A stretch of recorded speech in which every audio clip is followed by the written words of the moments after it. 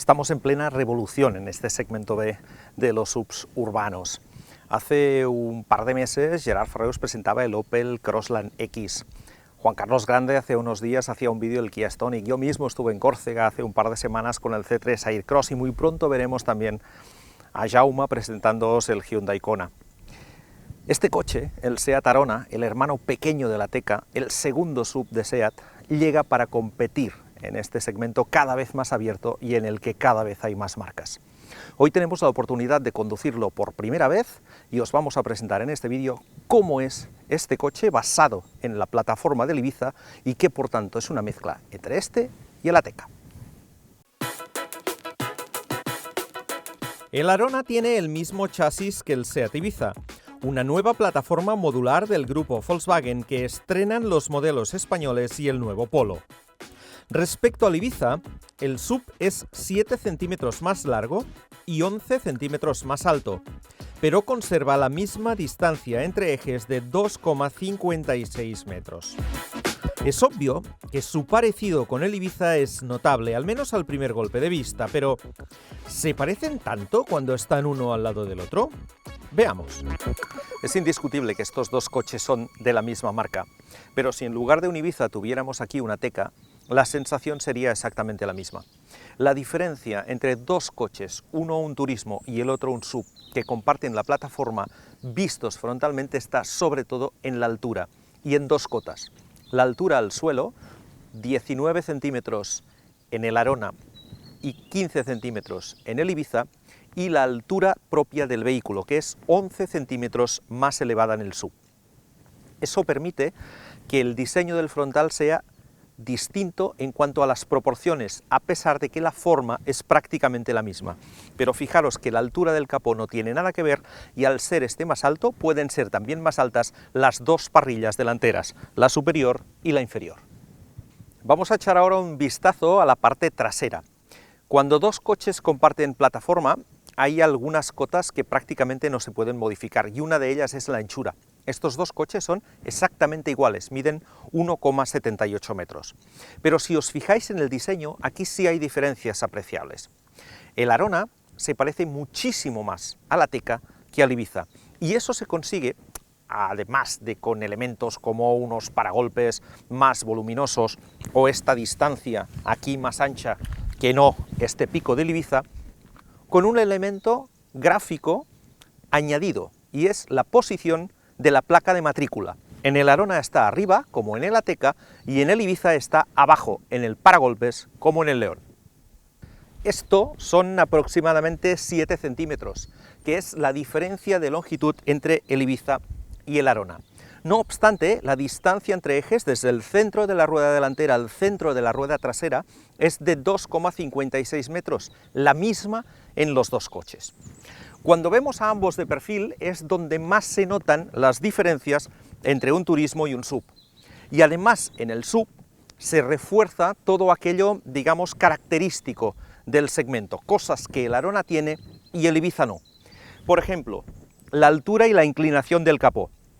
Es un elemento claramente definidor de un sub, como lo son los pasos de rueda remarcados en negro, las protecciones inferiores también en color negro, un pilar trasero mucho más robusto, y en este caso con este elemento, esta X, que caracterizará a los coches, digamos, sub de la marca, y finalmente la posibilidad cada vez más extendida en este segmento de disponer de un techo bicolor y de barras de techo cromadas. El Arona está disponible en 6 colores diferentes de carrocería, curiosamente no en color negro. Y a partir del acabado Style puede encargarse con el techo contrastado, que es de serie en los Excellence y FR. Hay 3 colores de techo, negro y plata, combinables con los 6 colores de carrocería, y naranja, solo disponibles si elegimos la carrocería en blanco o en gris marengo. Por cierto, que el color azul es el único que no exige sobreprecio. Visto por fuera, echemos ahora un vistazo al interior. Este es el salpicadero del Ibiza y este es el salpicadero del Arona. Del Ibiza, el del Arona, del Ibiza, del Arona, del Ibiza. Y este, insisto, es el del Arona. Os hemos hecho esta comparación a modo de jueguecito para que veáis que son exactamente iguales. De manera que el salpicadero del Arona tiene todo lo bueno que tenía el del Ibiza, que tiene el del Ibiza, y todo lo malo que también tiene el del Ibiza. Cosas positivas. En este caso la posición de conducción es un pelín más elevada, un pelín más dominante, como corresponde a cualquier SUV que se precie. La instrumentación es la misma, es muy fácil de leer y tiene una pantalla central muy útil. Las aireaciones están bien situadas y la calidad de acabado es convincente, es decir, el ajuste de todos los elementos está muy conseguido, tanto en este coche como en su hermano. Lo que no nos gusta, la posición de la pantalla. La pantalla es fantástica, pero está demasiado abajo. Tal como están las cosas hoy en día, con el uso que hacemos de estas pantallas, debería estar por encima de las salidas de aireación o si no, en una posición más elevada y con estas a ambos lados. Y la otra cosa que no nos gusta, que sigue siendo todo de plástico duro, sin ningún tipo de mullido en ningún elemento de los que están en la parte superior, que son los que visualmente primero vemos y donde se consigue la sensación de calidad en este tipo de coches. La pantalla central da servicio al navegador, opcional en los tres acabados superiores, al equipo de audio, que podemos sustituir por un equipo de alta fidelidad Beats pagando un sobreprecio, y al teléfono, conectable mediante la función MirrorLink tanto si es Android como iPhone. La pantalla es estupenda, tiene una definición espectacular y sirve también para la cámara de marcha atrás, pero es de serie solo en los Excellence y FR. Para disponer del cargador inalámbrico, solo para teléfonos compatibles, hay que elegir la opción del navegador. En las plazas traseras la habitabilidad es buena. Al ser más alto que el Ibiza, en el Arona los asientos están situados también más altos y por lo tanto los ocupantes viajan en una posición más erguida y, en mi opinión, más cómoda. La banqueta no es deslizante y el respaldo es fijo. Mejoraría, por tanto, con un ligero abatido para cuando los niños se duermen. Dos adultos, incluso si son altos, viajarán detrás con un notable confort. Tres ya no, por la cota de anchura algo justa. Vamos a echar ahora un vistazo al maletero. Este tipo de coches suelen tener dos ventajas respecto a los turismos convencionales. Una ya la hemos visto, son las plazas traseras, la otra suele ser el maletero y en este caso es así. Fijaros que la apertura es mediante un botón aquí debajo, no a través del logotipo como en el Ibiza.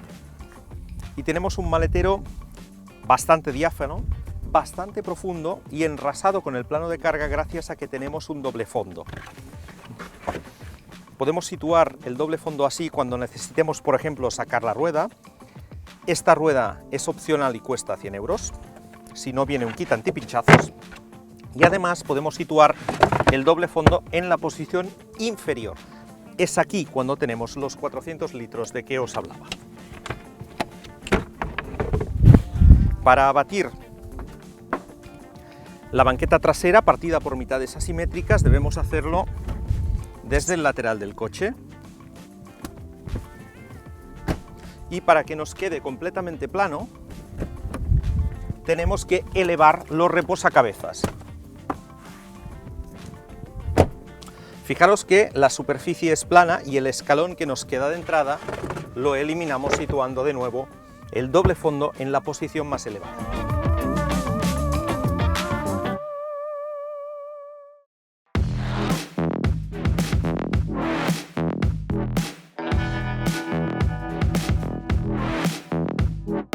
El Arona llega con una completa gama de motores. Las versiones de gasolina serán dos de 3 cilindros y 1 litro, ambos turboalimentados con 95 y 115 caballos, y el 1.5 de 150 caballos que estamos probando hoy y que es exclusivo para la versión FR.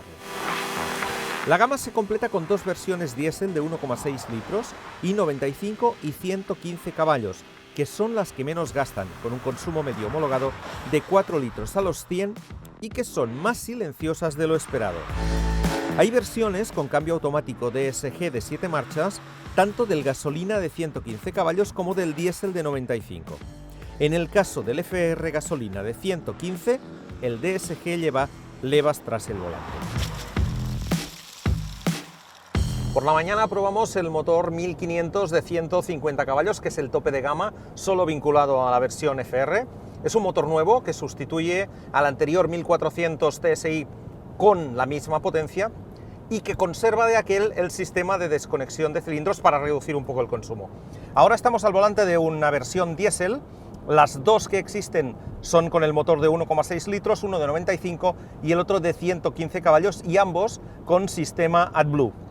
Y como suele suceder en todos estos coches nuevos que combinan en su gama motores tricilíndricos de gasolina con 4 cilindros, en el caso de los diésel, se ha conseguido también en el Arona que el comportamiento de los motores de gasolina sea muy parecido al del diésel, con unos turbos que soplan desde muy abajo y por lo tanto lo convierten al motor en muy elástico. La diferencia, como siempre, sigue en el consumo.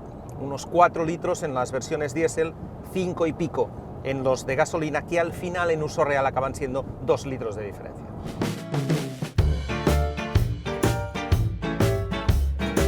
Todos los Arona son de tracción delantera. La venta de versiones 4x4 en este segmento apenas alcanza el 5%, de manera que SEAT ha decidido no ofrecer una versión cuyo desarrollo difícilmente se habría amortizado. Con una altura libre al suelo de 19 centímetros, el Arona es un coche con el que se puede circular por pistas en buen estado, pero ni es un todoterreno ni lo pretende en absoluto. Lo suyo es el asfalto. Cuando un coche utiliza el chasis de otro, es evidente que el comportamiento va a ser muy parecido. Y de hecho, el Arona va casi como un Ibiza. El casi obedece a que hay una serie de cosas que hacen que este coche no pueda tener el espíritu abiertamente deportivo que sí tiene el Ibiza con este mismo motor. Estas cosas son, por ejemplo, la superior altura, que hace que suba el centro de gravedad, una suspensión un poco más blanda y con un poco más de recorrido, que es algo propio de los SUV, y por lo tanto todo ello hace que la agilidad del coche sea un pelín inferior a la del Ibiza. Asimismo, el paso por curva del Arona, con un poco más de inclinación de la carrocería, no es el que encontramos en el Ibiza. Pero, como suele ser habitual en los SEAT, habrá pocos SUV de este segmento que tengan un feeling al volante tan deportivo como el del Arona. Ligeramente más pesado que el Ibiza, con una suspensión algo más elástica, con más recorrido, pero con la misma dureza. Y con un centro de gravedad más elevado al ser un coche más alto, el Arona no tiene la agilidad del Ibiza, sobre todo en carreteras con muchas curvas. No obstante, ofrece un comportamiento de, por así decirlo, coche más grande, con muy poco balanceo de carrocería y una notable estabilidad. Es un coche con una dirección bien conseguida y que ofrece un buen nivel de confort, mejor en las variantes con suspensión normal que en las FR. Cabe destacar que esta última tiene suspensión pilotada opcional que va vinculada al Drive Select, que permite modificar la respuesta de la suspensión, del motor y de la dirección. El Arona se lanzará de inmediato en 4 acabados. Reference Plus, ya con aire acondicionado, control de velocidad y equipo de audio con Bluetooth. Style, con llantas de aleación, aviso de ángulo muerto y faros de día de LED. Excellence, con cámara de marcha atrás, faros y limpias automáticos, arranque sin llave, control de crucero activo, climatizador y asistente de aparcamiento. Y FR, que lleva además llantas de 17 pulgadas y suspensión deportiva. Con todo ello, la relación precio-equipamiento está al nivel de sus principales rivales. La gama arranca en los 17.300 euros de tarifa del Reference Plus de gasolina de 95 caballos, que se quedan en 13.900 una vez aplicadas las campañas comerciales de lanzamiento y que incluyen 4 años de garantía, de asistencia en carretera y de mantenimiento. Para ello, sin embargo, hay que financiar el coche con la financiera de la marca.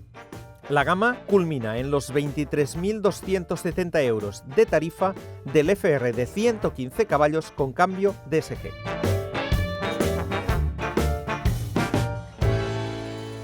La sensación con el Arona es que SEAT ha seguido exactamente la misma receta que con su hermano mayor, con el Ateca. Ha estudiado qué es lo que quiere este segmento de compradores cada vez más numerosos que optan por un coche de este tipo y que buscan esencialmente más espacio de maletero y más espacio en las plazas traseras que en un turismo del segmento B convencional. A todo esto le añade las posibilidades de personalización propias de este segmento, con el techo contrastado, por ejemplo, y unos motores que van al corazón mismo de lo que la gente está pidiendo, es decir, entre 90 y 120 caballos tanto en gasolina como en diésel. Si le añadimos a esto una estética que no enamorará prácticamente a nadie, pero que tampoco generará rechazo, es decir, que busca un público lo más amplio posible y un precio en la línea del segmento, tenemos un coche que va, como decimos, precisamente ahí, al corazón del mismo. Eso sí, como es habitual en SEAT, con un comportamiento dinámico que se sitúa por encima de la media del segmento.